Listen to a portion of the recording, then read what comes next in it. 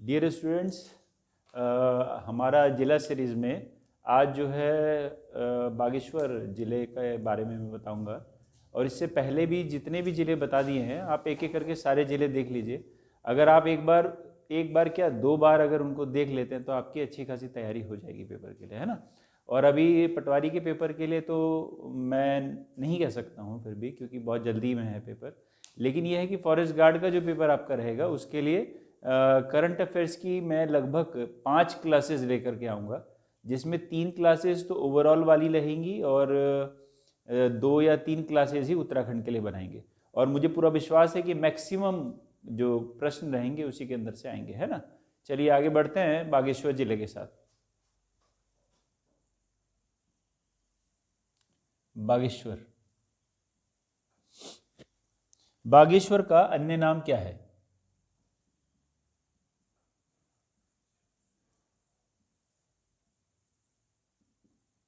अन्य नाम क्या है? एक तो है बागनाथ और एक है व्याघ्रेश्वर। व्याघ्र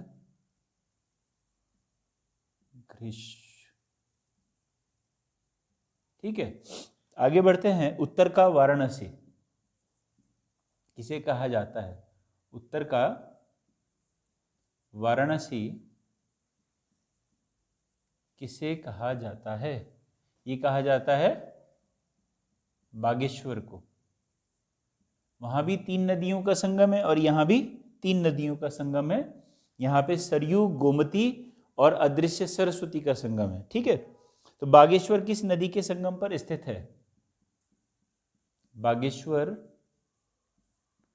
किन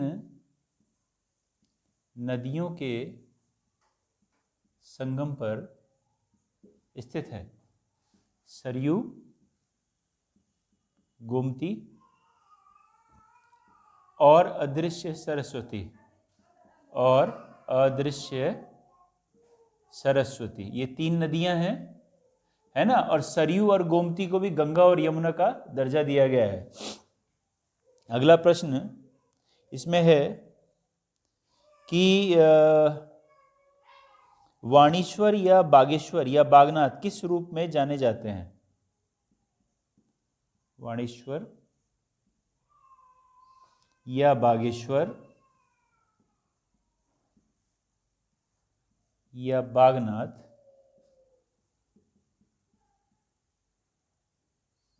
बागनाथ किस रूप में इनकी पूजा होती है ना। किस रूप में होती है? नाभि, शिव की नाभि के रूप में। शिव की नाभि के रूप में आपने पहले भी पढ़ा था, मदमहेश्वर भी है, तो कंफ्यूज नहीं होना है। दोनों अगर आ जाते हैं तो उसका जवाब बोथ भी हो सकता है, ठीक है। मानस खंड में सरयू को क्या नाम दिया गया? मानस खंड में सरयू को क्या नाम दिया गया? गंगा। और मानस खंड में गोमती को, मानस खंड में गोमती नदी को क्या नाम दिया गया? यमुना। तो मैंने अभी आपको बताया था ना, सरयू, गोमती और अदृश्य सरस्वती का संगम है। तो गंगा, यमुना और अदृश्य सरस्वती का संगम है, इसलिए इसको वाराणसी कहा जाता है। तो याद रखेंगे आप, बागेश्वर को कहा जाता है, ठीक है ना। इसको देख लीजिए एक बार, फिर मैं मिटा देता हूं।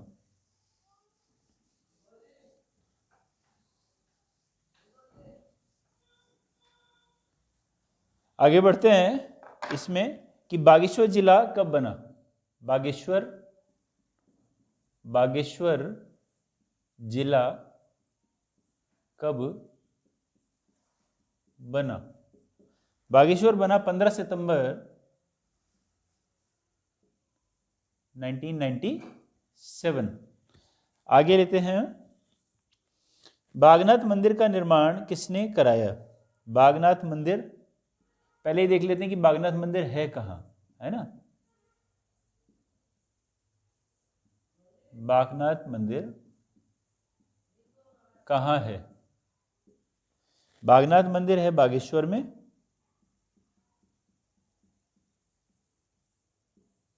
सरयू और गोमती के संगम पर।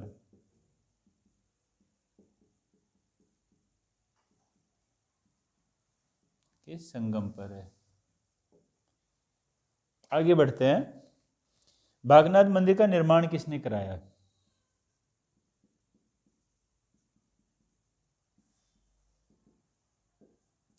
मंदिर का निर्माण किसने कराया? ये कराया था लक्ष्मी चंद ने। लक्ष्मी चंद ने 1602 में करवाया था। 1602, ठीक है। बागनाथ मंदिर का निर्माण किसने कराया? लक्ष्मी चंद ने 1602 में। आगे बढ़ते हैं। कौशिक मुनि की तपस्थली। कौशिक मुनि की तपस्थली। कौशिक मुनि के नाम से ही क्या नाम है? कौसानी। कौसानी, ठीक है। आगे बढ़ते हैं। कौसानी का पुराना नाम। कौसानी का पुराना नाम ये है बलना। बलना, ठीक है। फिर है कौसानी किस पहाड़ी पर है? कौसानी किस पहाड़ी पर है? यह है पिंगनाथ। पिंगनाथ। इसी से ना अगर आपको ये याद रह जाता है कि कौसानी जो है किस पहाड़ी पर है? पिंगनाथ पहाड़ी पर, और पिंगनाथ पहाड़ी आपको याद रह जाती है तो आपके अगले 2 प्रश्न जो है वो हल हो सकते हैं। कौन सा? पहले ही लिखवा देता हूं। पिनाकेश्वर महादेव और बूरा पिन्नाथ।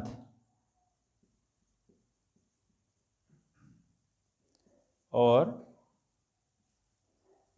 बूरा पिन्नाथ, ठीक है। बूरा पिन्नाथ ये कहां पर है? कौसानी में। तो ये क्या है? पिंगनाथ। पिन मतलब ये सब मिलते जुलते नाम है। इससे आपको ध्यान आ जाएगा कि ये सारी बात जो हो रही है वो बागेश्वर के बारे में हो रही है, ठीक है ना। तो ये कौसानी में है। आगे बढ़ते हैं।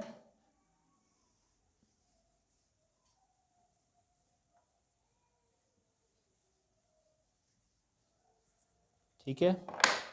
इसके बाद है कौसानी किन नदियों के बीच है? कौसानी किन नदियों के बीच है? यह है कोसी नदी व गरुड़।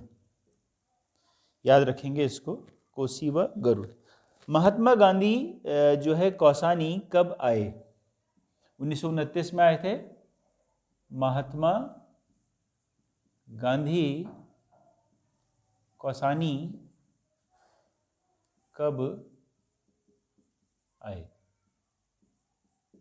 ये आए थे 1929 में, और 14 दिन प्रवास भी किया था, है ना। 14 दिन रुके थे यहां पर, ठीक। आगे बढ़ते हैं।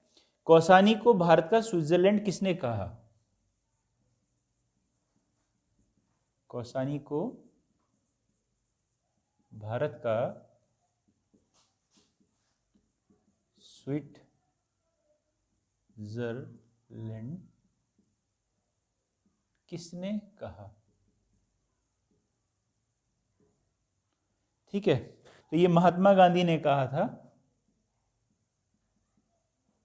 महात्मा गांधी ने कौसानी प्रवास के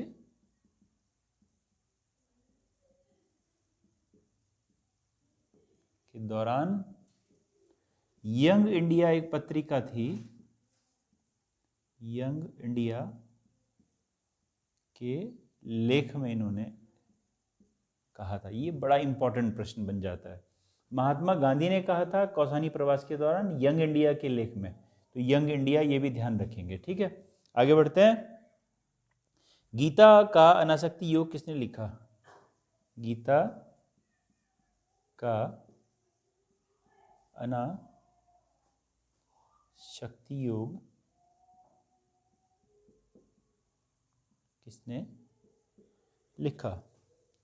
ये भी लिखा महात्मा गांधी ने लिखा और कौसानी में लिखा। ठीक है, आगे बढ़ते हैं। कौसानी पहले पुरानी, जो किसी के पास बहुत पुरानी किताब होगी ना तो उसमें अल्मोड़ा दिया रहेगा, लेकिन कौसानी फिर बागेश्वर में आ गया जब 2008 में परिसीमन हुआ। ठीक है, इसका ध्यान रखेंगे, कंफ्यूज नहीं होंगे। पुरानी किताब अगर पढ़ रहे हैं तो उसमें अल्मोड़ा होगा, अल्मोड़ा नहीं है, अब ये बागेश्वर में है। आगे बढ़ते हैं। गांधी जी की शिष्या सरलाबेन के आश्रम का नाम? गांधी जी की शिष्या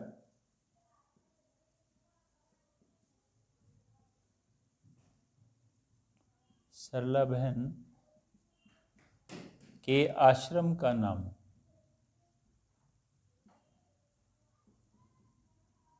ये था लक्ष्मी आश्रम।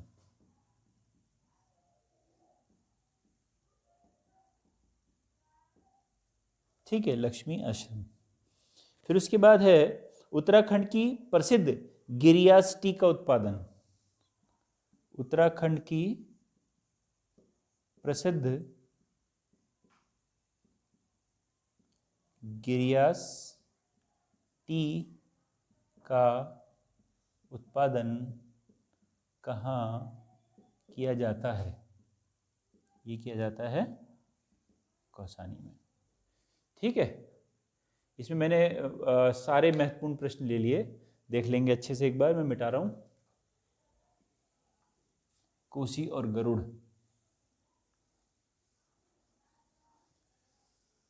ठीक है, आगे बढ़ते हैं। आगे बढ़ते हैं, इसमें है उत्तराखंड की गिरियास कौसानी सुमित्रा नंदन पंत की जन्मस्थली।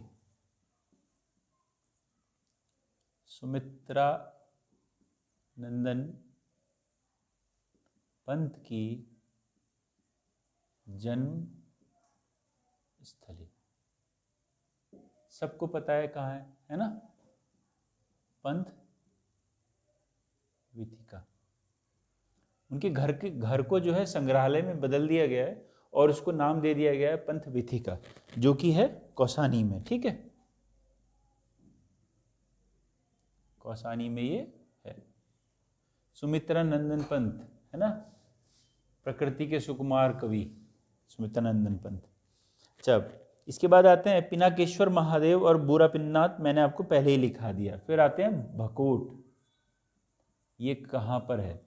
भकोट है कौसानी में। ठीक है, कौसानी जो कि कौशिक मुनि की तपस्थली है। ठीक, बैजनाथ किन नदियों के संगम पर है? बैजनाथ, ये एक बहुत इंपॉर्टेंट है। बैजनाथ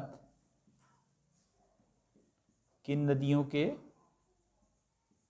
संगम पर है? यह है गोमती और गरुड़ गंगा। गोमती व गरुड़ गंगा। गोमती रिवर फ्रंट कहाँ बना? लखनऊ में। गोमती नदी के किनारे, लखनऊ के किनारे कौन सी नदी बहती है? मतलब गोमती किस शहर के किनारे बहती है? लखनऊ के। तो ये प्रश्न इस तरह से भी बन जाते हैं, है ना। इसके बाद है आदमकद पार्वती की मूर्ति कहाँ है? आदमकद मतलब आदमी के कद की, बड़ी, मतलब आदमकद पार्वती की मूर्ति कहाँ है? ये है बैजनाथ मंदिर समूह में, है ना।